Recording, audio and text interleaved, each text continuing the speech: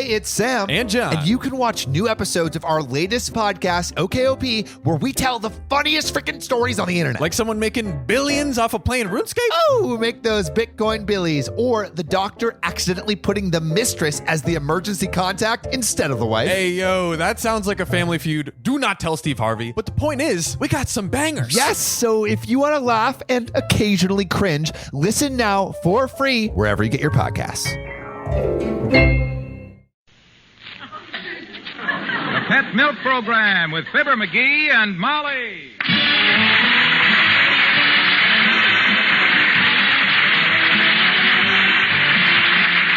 Pet Milk, the first evaporated milk, presents Fibber, McGee, and Molly with Bill Thompson, Gail Gordon, Arthur Q. Bryan, Dick LeGrand, Cliff Arquette, and me, Harlow Wilcox. The show is written by Don Quinn and Phil Leslie and directed by Max Hutto, with music by the King's Men and Billy Mills Orchestra.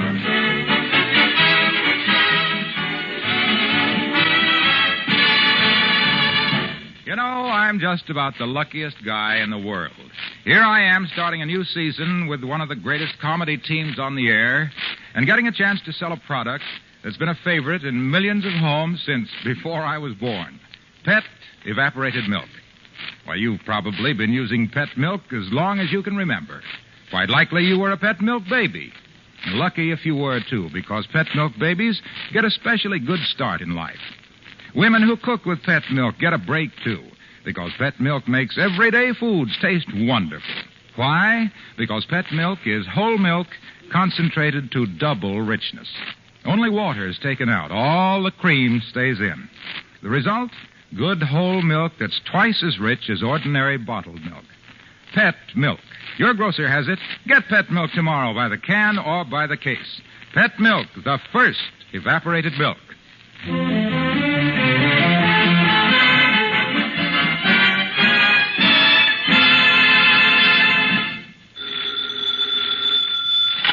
Hello? Yes, this Harlow. Who? Fibber. Fibber who? Oh, McGee. Hiya, pal. How's everything?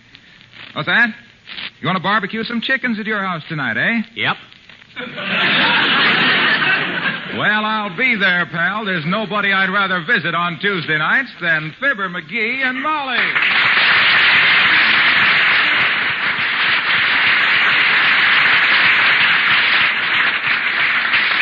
Well, it looks like everybody's coming to the barbecue tonight, Molly. Now, dearie, why don't you just let me fry those chickens? No, sir. Don't you fret, kiddo. I'll handle this. This is really going to be a ball. I was even thinking of getting a guitar and a Mexican sombrero and making this into a regular fiasco, you know? You know, a Mexican picnic. You needn't worry, sweetheart. I'm sure it will be a fiasco. Which reminds me, is Dr. Gamble coming tonight? I ain't been able to locate Doc yet, but don't worry, he'll be here. Doc don't wear a 46-inch belt from passing up any free meals. That guy can smell a handout like he had radar on his nose. I'll bet that right now he's probably on his way... Come in. Over here. Over here. You see, Molly? Hi, Doc. Dr. Gamble, do come in. Thank you, Molly. Hello, vacuum top.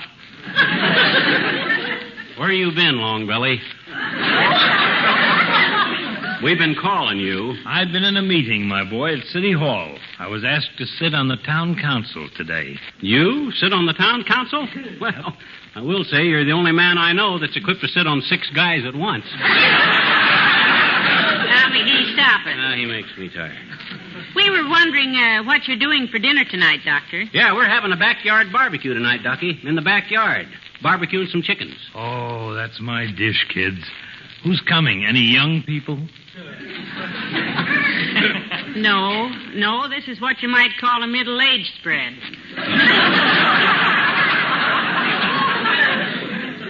Well, if you're cooking, Molly, count me in. I'm cooking. Count me out. Now, Doctor, don't sell the lad short. He's cooked before. In fact, McGee made a meat pie last summer that every single bite of it was eaten up in 10 minutes. You betcha. Who ate it? Toops' dog, that's who ate it. Toops' dog, that is.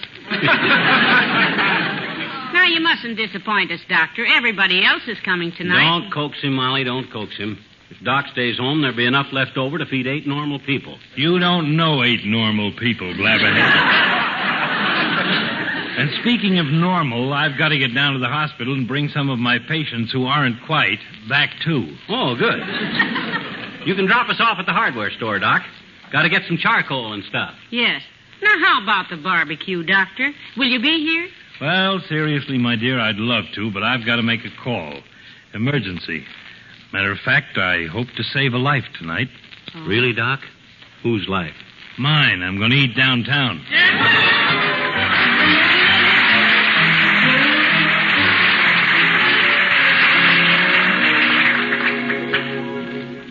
Oh, my, aren't hardware stores fascinating, dearie? So full of things.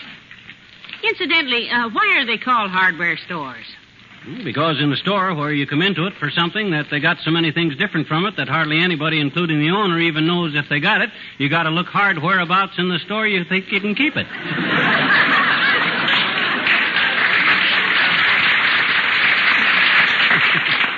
Thus, hardware store. Thank you. Pleasure. Now, let me see. I'll need a bag of charcoal, long-handled fork, 6 boxes of matches, barbecue apron, chef's cap. Chef's cap. Isn't that going a little strong, dearie? What do you need that for? My gosh, you got to have something to beat the flames out when my apron catches fire, don't I? Oh, I'm sorry. I asked the silliest questions. Good day, sir. Something I can do for you? Yeah, you can quit breathing down my neck and start waiting on me. We're barbecuing some chickens in the backyard tonight, sir, and we need you to... Well, thank you, madam. I'll be most happy to be there. No, sir. I was not inviting you to our barbecue. I was saying that we need you to sell us a few things. Oh, of course. How stupid of us both. I think barbecued chickens are simply marvelous. That golden crust, that tender, flaky white meat, that delicate flavor of... Hey, cut it out. I ain't had anything to eat since breakfast. I'm weak from hunger. Well, how do you do? I'm McSneed from Toledo. Yes, and this, I presume, is Mrs. Week. Are you also from hunger, Mrs. Week? No, I'm from Peoria. Well, good for you. Say, how far is Peoria from Hungary? In our case, it was about 2 inches. Look, I didn't mean my name was weak. I'm just famished. Oh, I see. I suppose lots of people make silly jokes about you going around with Mrs. Week, don't they, Mr. Famish?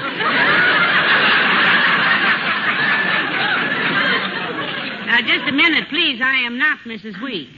I'm Mrs. McGee. Oh, I'm sorry. I thought you were McSneed. From Toledo. No, I'm famished. No, I am McSneed.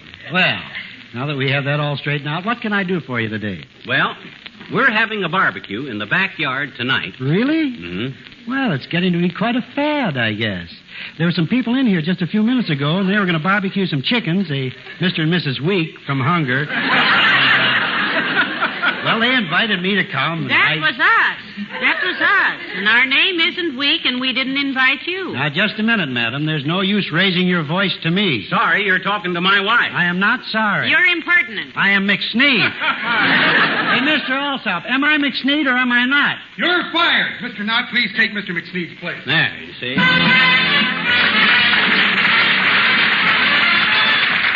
Billy Mills, the orchestra, and I Love the Guy.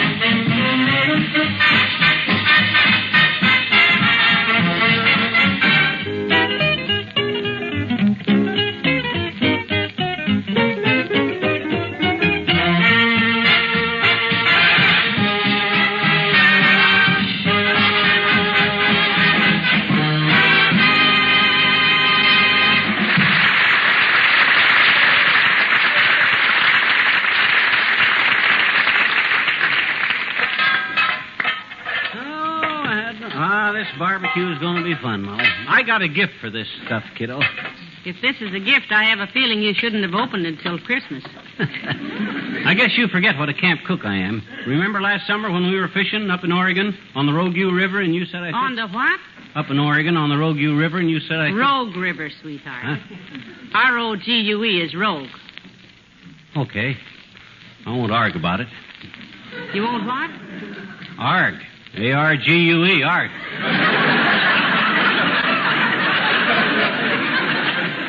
That's argue, McGee.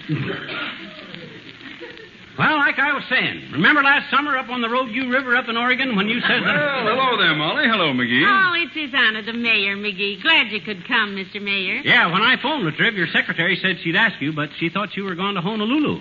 Cancel the trip, did you? Oh, no. That's just a little gag of mine, McGee, to protect myself against petty interruption. Oh. I was determined to get some work done this afternoon, and where there's a will, there's a way, you know.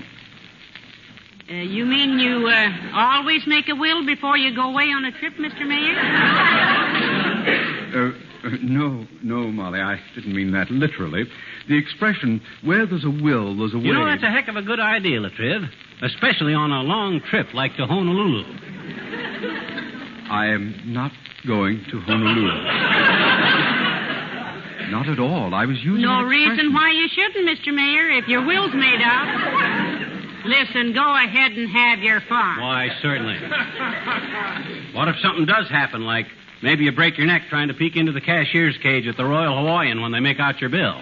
As long as you know your loved ones are protected, boy, you go... I didn't say anything about breaking my Royal Hawaiian peeking into a...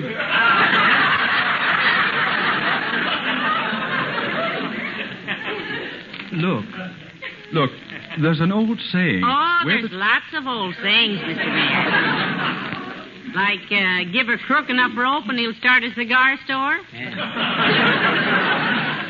And if you're mixed up in anything that's run by a committee, get on the committee. Little pitchers have big ears so they can hear a runner stealing second. Stop it, please. I'm sorry I mentioned anything about anything. This is the silliest conversation Now, relax, Mr. Mayor. Take it easy. Let's all be gentlemen, except me. Yeah, my gosh, Latriv, you're our guest, boy. Our honored guest. Thank you. Yes, sir. Anything you say is fine with us, boy. In fact, we agree with you absolutely. Making out your will before you go someplace 4,000 miles away is... I didn't say anything about milking out my way. Breaking my woo. When I had to go to Lulu, when I got to Luluhono, travel to the Hubba Wubba, we were... Why... I didn't... You were the ones who said that... I didn't have anything to... It was father's from my... I was... You were...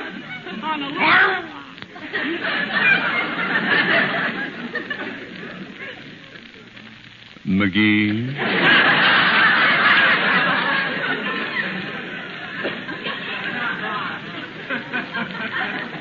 Aloha, Malahini.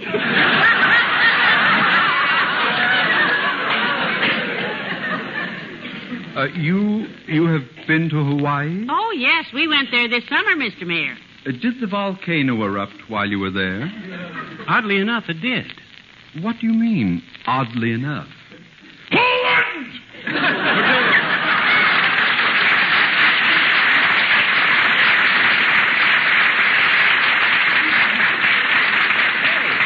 Hey, Latriv, don't you want any barbecue chicken? Oh, well. All the more for us.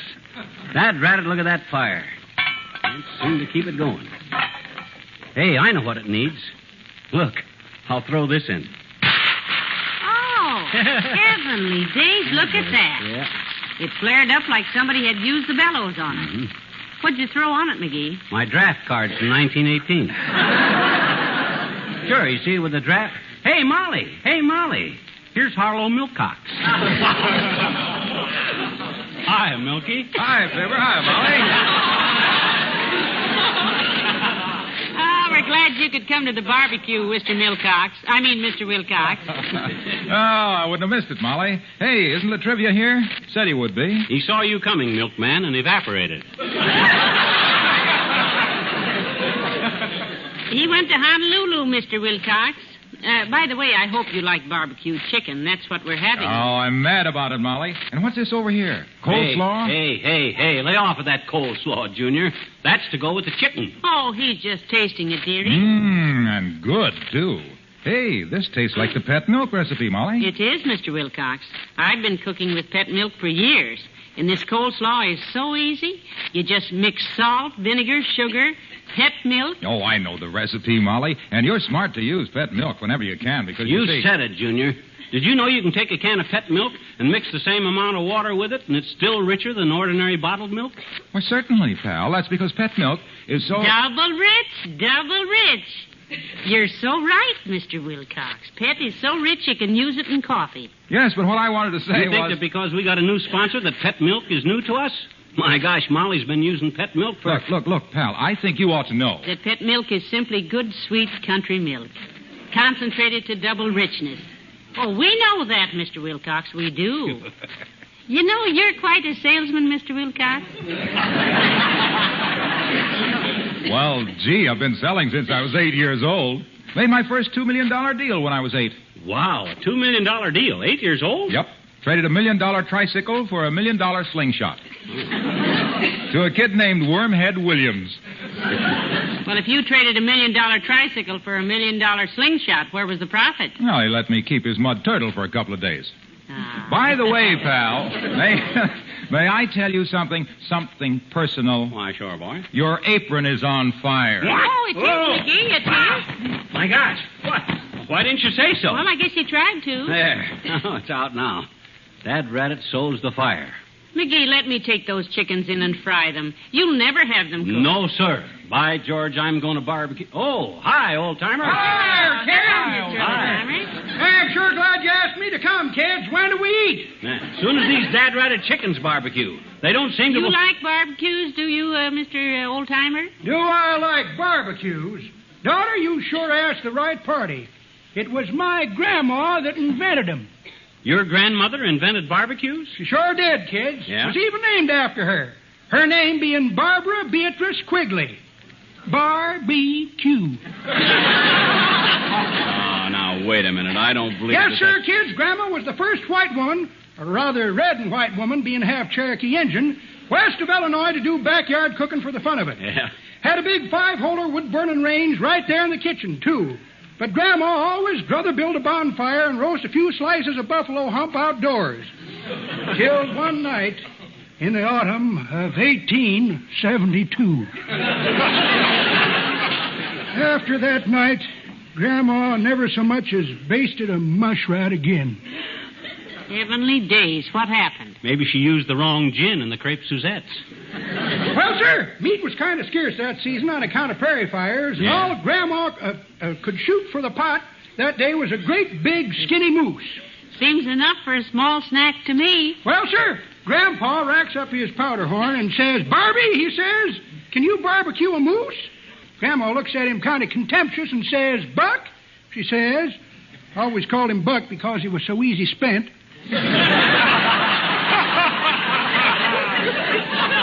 Buck, she says, I can cook anything that flies, walks, grunts, howls, waddles, swims, or lays eggs. So Grandpa flangered the moose and hollered for the hired hands to wash up. That's when formal dining meant take your rifle off your knees and lean it against the wall, eh? Well, sir, in a few minutes, Grandma made a curtsy with a little white apron and announced that dinner was served.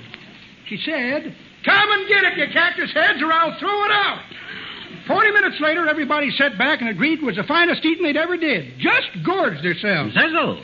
How did you ever get that scrawny old moose so tender, they says. And Grandma says, well, I ain't got around to cooking the moose yet. Them was just the antlers.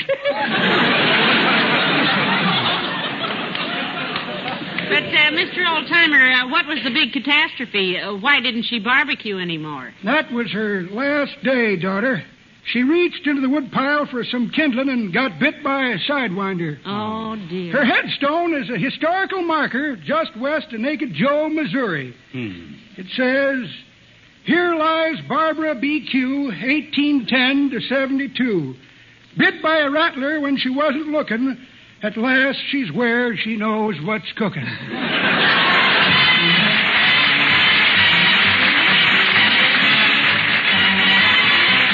King's Men and the Picnic Song.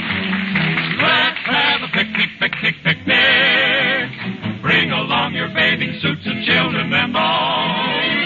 Let's have a ball. And we'll all take a ride out to the country all together. Hey, Joe. Any weather. Come on, let's go. Oh, what fun we will have when we get out there.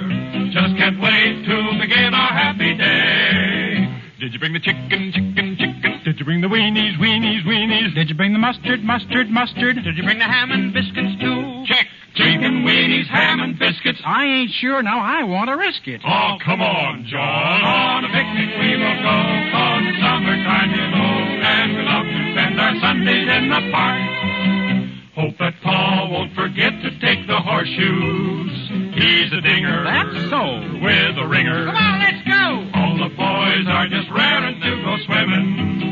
And the last one in is gonna wish he'd stayed at home. Did you bring the salad, salad, salad? Did you bring the pickles, pickles, pickles? Did you bring the olives, olives, olives? Did you bring the beer and pretzels too? Check. Chicken, weenies, ham and biscuits, salad, pickles, beer and pretzels. Better take some Alka-Seltzer. Oh, come on, John. On a picnic we will go. 'Cause summertime, you know. And we love to spend our Sundays in the park.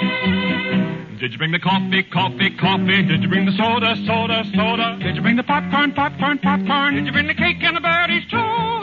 Chicken, weenies, ham and biscuits, pickles, olives, beer and pretzels, salt and pepper, cream and sugar, coffee, mustard, cake and berries. Too darn much to carry. Oh, come on, John. On a picnic we will go. 'Cause summertime, you know, and we love to spend our Sundays in the park.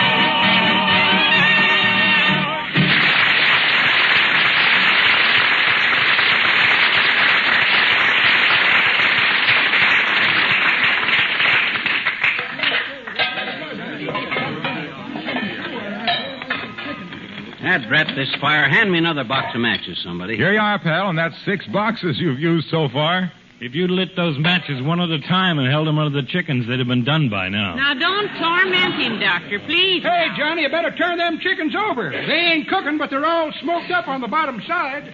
They are too cooking. Can't you smell them? That's you, pal. Your apron's on fire again. Oh, it is, McGee. Why don't some...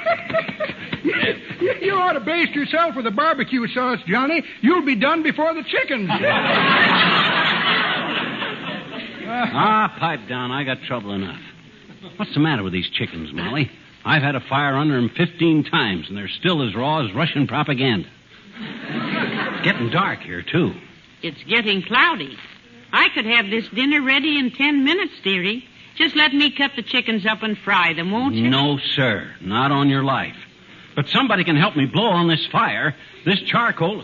Oh, here comes Ole. Hi, Ole. Hello. Well, hello, missus. Nice Hello, order people. Hey, why you don't set fire to the fire, McGee? You can't barbecue without a fire. Doggone it, I'm trying to set fire to it. I've been trying to get this fire going for an hour.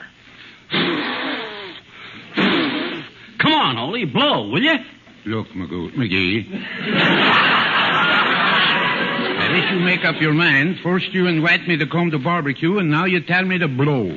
Goodbye, missus. It was nice seeing you. Oh, no, Ole, no, he didn't mean that. Of course not. I want you to help me blow on this charcoal. What's the matter with this fire, anyhow? Well, only one thing I can see, Johnny. It's out. This look like quite a mess you make here, McGee. Reminds me of a little jingle I hear on the jukebox. Yeah? If I knew this was coming, I'd have booked a cook. You an expert on this stuff, Ole? Oh, sure, Mr. Wilcox. I got complete equipment for barbecue at my house. What McGee needs is an electric expectorator. An electric what? Expectorator, missus. You stick the chickens on, and it keeps turning them over. Oh, you mean a spit? Please, we don't say that in front of everyone.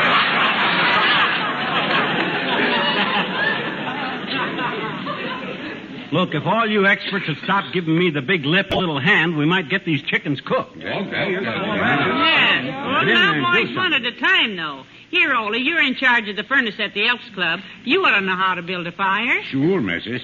Stood back, McGee. What you need here is a little draft underneath. Huh? There's the poker. Well, never mind the poker. I use my fingers. Be careful now. God. Heavenly days. Right up. That's a wonderful fire, Ole. See there? I told you it'd burn if you'd just be patient. Hey, get them chickens cooked, Johnny. It's coming on dark awful fast. My pepper plates. Say, it looks pretty stormy up Hey, it does look stormy. I'd hate to have this broken up by a rainstorm. Don't worry, I got that taken care of, too.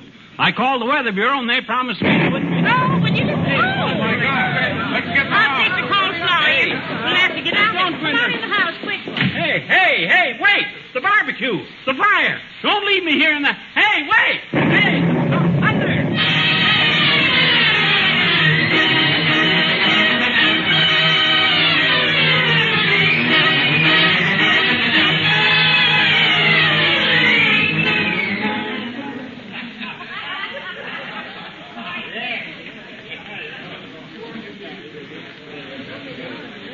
Why does everything happen to me?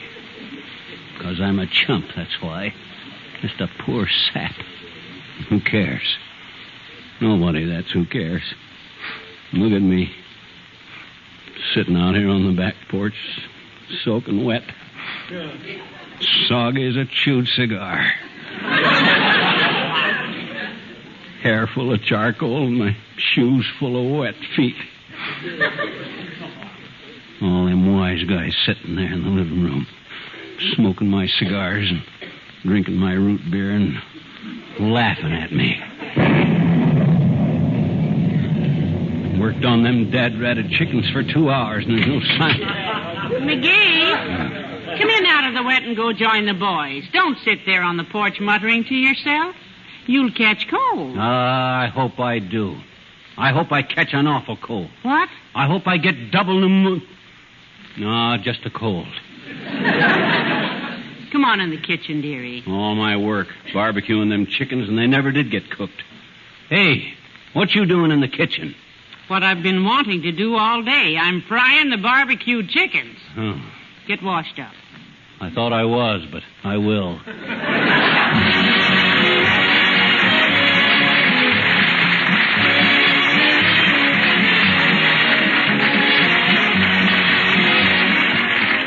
Fibber and Molly return in a moment. Because you want to give your baby the best possible start in life, naturally you will want him to have the milk that can do the most for him. And no milk you can buy can do more for a baby than Pet Strong Straight Limbs. Yes, pet milk has what it takes to enable a baby to build bones that are straight and strong. Sound teeth? Yes, pet milk provides the substances that build sound teeth and that help keep teeth free from decay. And how will your baby grow on pet milk? Well, if you could see how steadily and sturdily hundreds of thousands of babies are growing on this favored form of milk, you'd have your answer.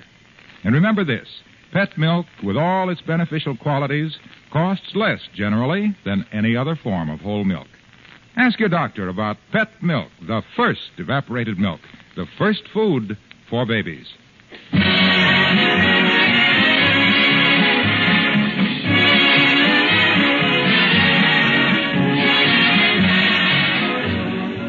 Ladies and gentlemen, tonight we started a new series of shows for pet milk. We'd like to say it's pleasant to be on the air for such a famous quality product. And for such nice people as the Pet Milk Company. You know, it was considered pretty wonderful when Henry Ford improved on the horse, but who would have thought somebody'd do better than a cow? Medical authorities agree that this product is splendid for babies' formulas. So we hope our association with pet milk is merely in its infancy. Good night. Good night, all.